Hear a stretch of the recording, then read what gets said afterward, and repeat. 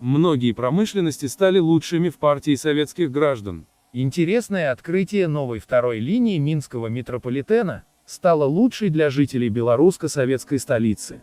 Но мы сделаем новые открытия и поможем всей страной помощью от каких-то проблем в других странах. Уважаемые соотечественники и товарищи, я хочу всей семьей отметить новый 1991 год таким, какой он и есть. Будьте счастливы и здоровы!